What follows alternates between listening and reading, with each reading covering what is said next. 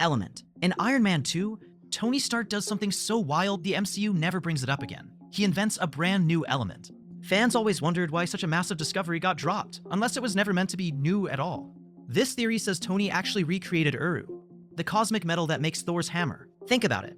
The new element powers Tony's arc reactor the same way Uru channels energy. It glows like Uru. It withstands insane heat like Uru. And Tony builds it using knowledge passed down from his father, who worked closely with Howard Stark in SHIL, the same group that studied the Tesseract, an Asgardian power source. If Howard once discovered fragments of Uru on Earth, Tony may have unknowingly finished the work. It makes the Stark tech versus Asgard tech parallels make perfect sense. Repulsors, lightning, energy blasts, different styles, same metal logic. If this theory is right, Tony Stark didn't just upgrade his heart, he put himself in the same league as gods. Mutants. Everyone remembers the snap for one thing, erasing half the universe with a single flex of Thanos' ego. But what if the most important thing it did was something no one saw? Something microscopic. Something genetic. The theory goes like this. The moment Thanos unleashed the power of all 6 Infinity Stones, the blast didn't just tear life apart, it rewrote the blueprint of human biology. The radiation, the cosmic distortion, the energy surge so massive it spanned galaxies, it may have awakened something inside certain people. The X gene. Suddenly, the strange coincidences in the MCU make sense.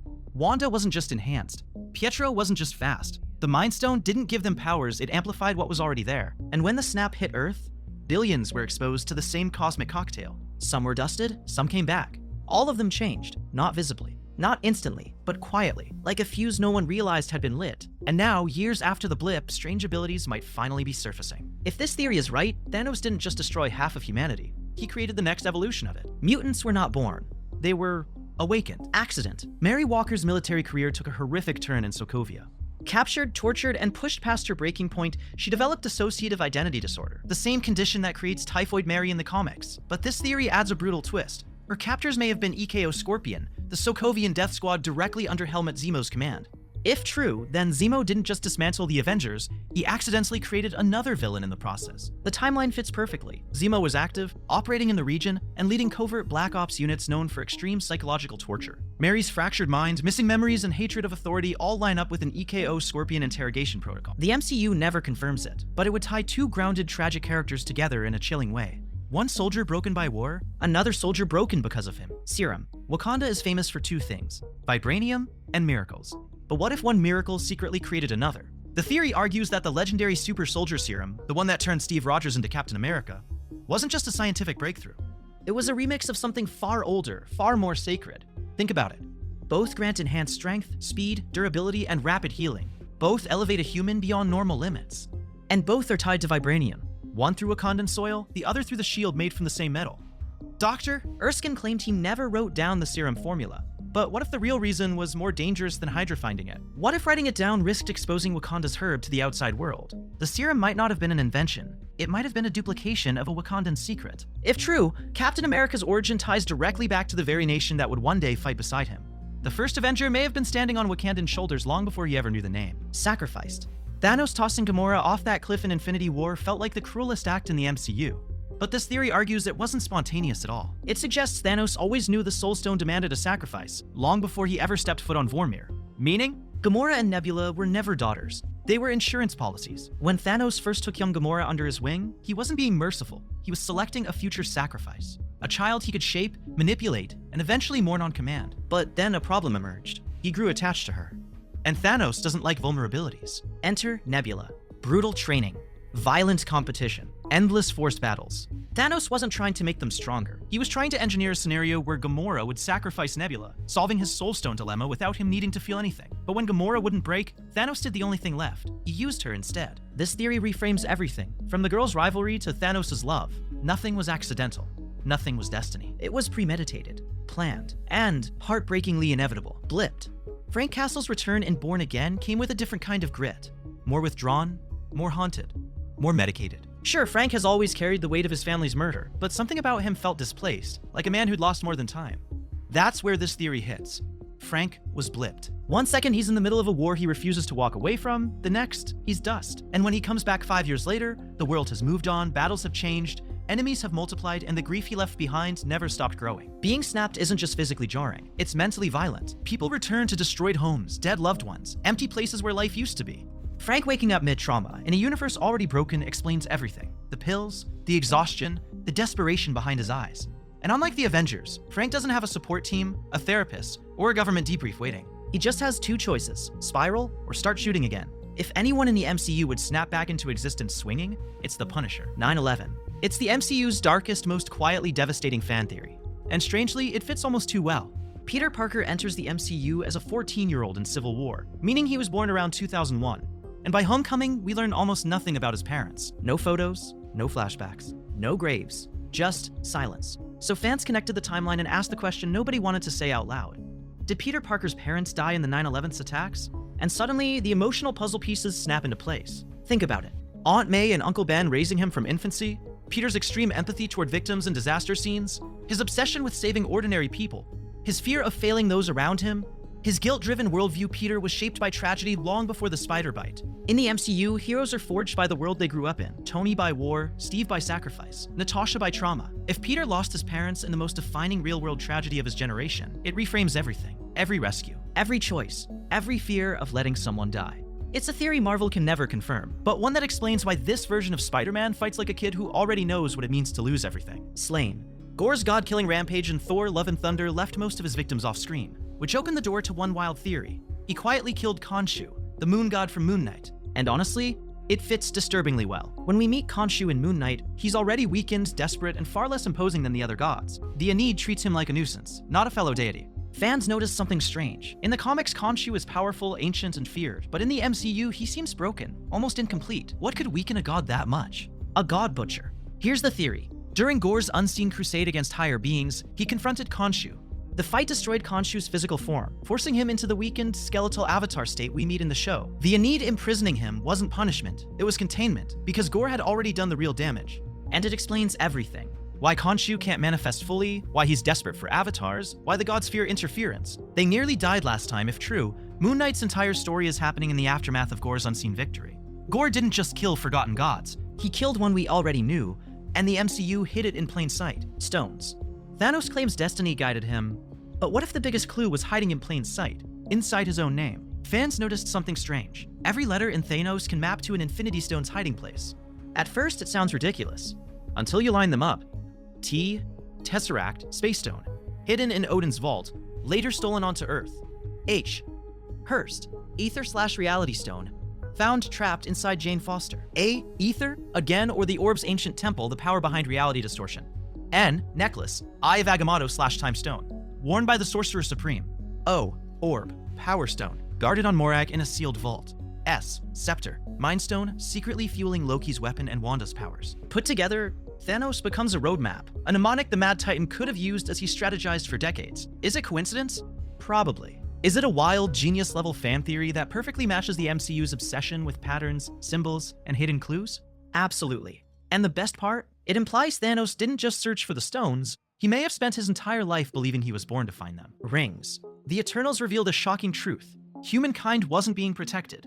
It was being prepared. So when fans noticed how closely the Eternals' prototype bracelets resembled Wenwu's legendary 10 rings, a wild theory formed, and it actually makes perfect MCU sense. Phastos is the engineer of the gods, the one who secretly seeds humanity with technology centuries before it should exist. In Eternals, he forges linked golden bands powerful enough to bind a celestial.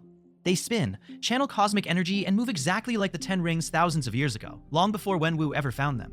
It explains everything. Why the rings predate recorded history, why their power signature doesn't match any known Earth metal, why they behave like programmable cosmic tech instead of magic, why the post-credits beacon pings something ancient and off-world. If this theory is right, Wenwu never discovered a mystical artifact. He picked up an eternal superweapon that was never meant for human hands. And the most mind-melting part, Phastos built the rings to stop the birth of a celestial. Wenwu used them to conquer Earth. Same weapon, two completely different destinies. Divergents. Agents of S.H.I.E.L.D. Always felt like the MCU, but never fully fit into it. No Avengers came looking for Coulson. Movie events rarely lined up cleanly. Huge crises, like Inhumans taking over entire cities, were never acknowledged on the big screen. For years, fans assumed Marvel Studios just ignored the show. But then the multiverse cracked open, and suddenly a new theory clicked into place.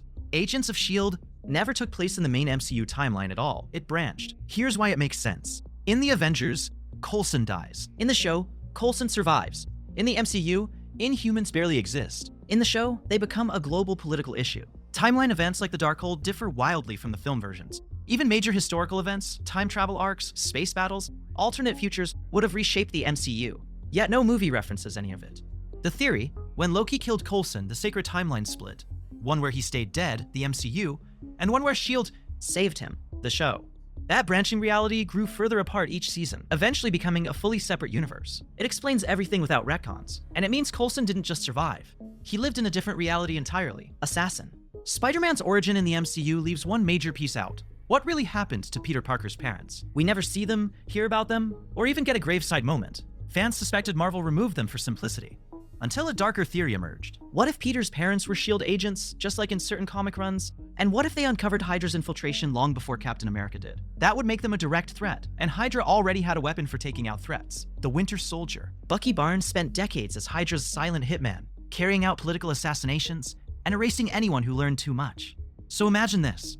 Peter's parents discover Hydra inside S.H.I.E.L.D. They try to expose it, and Bucky eliminates them to protect the conspiracy. It explains why Peter was raised by May with no contact from extended family, why no one ever talks about them, why MCU Peter relates so deeply to Tony Stark. Both boys secretly orphaned by Bucky's missions, and the coldest part, Peter unknowingly fought the man who may have murdered his parents in Civil War, and actually said, "You have a metal arm?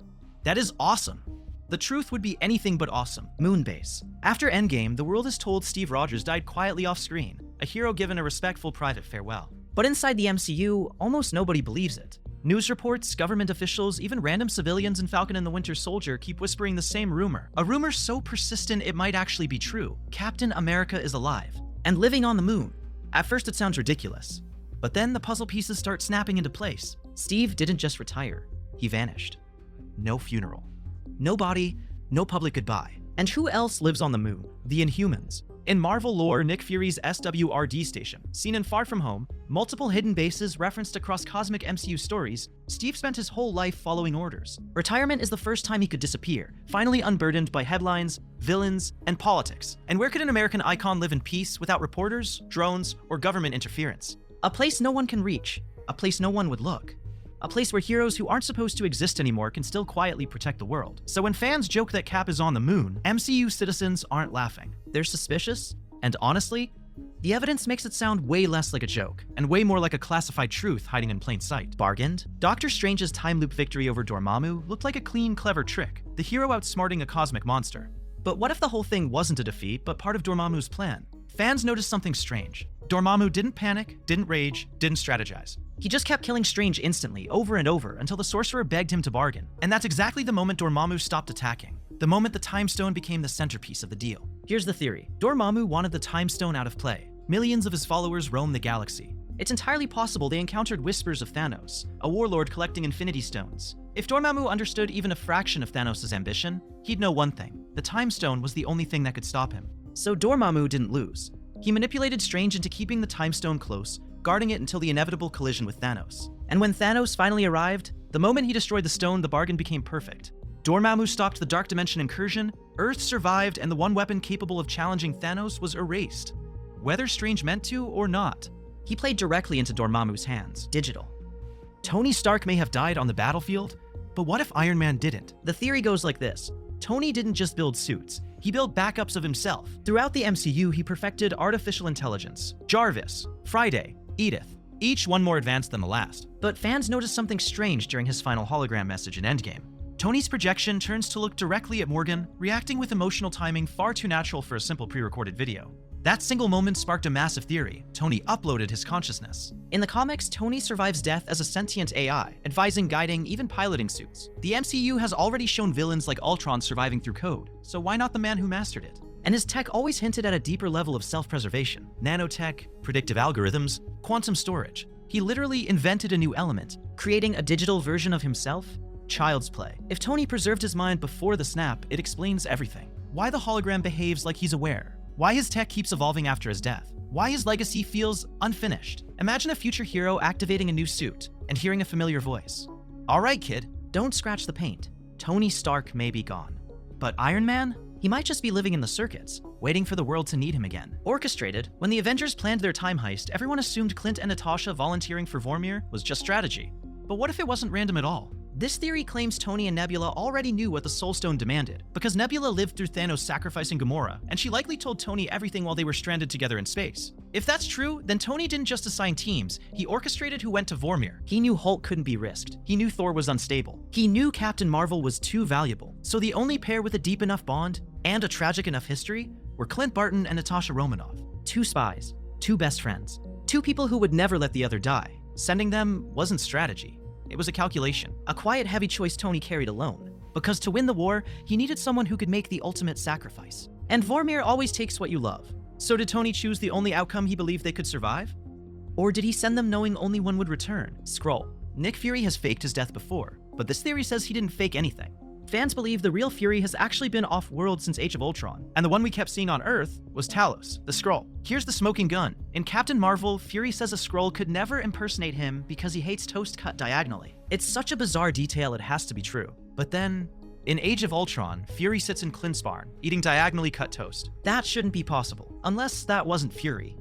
If Talos was already swapping in as early as Ultron, suddenly everything clicks. Why Fury is strangely off in Far From Home, why he misses details the real Fury never would, why he's way less aggressive and more hands-off in late-phase MCU stories. And the biggest clue? During Far From Home, when Fury returns, he instantly trusts Mysterio, a complete stranger. The real Fury, the man who sees betrayal everywhere, he would never fall for that. This theory redefines the whole MCU timeline. Fury didn't just disappear after Endgame. He may have stepped away much earlier, leaving Talos to steer Earth through a decade of chaos, secrets, and cosmic threats. The real Fury, he might have been preparing for something far bigger than Thanos.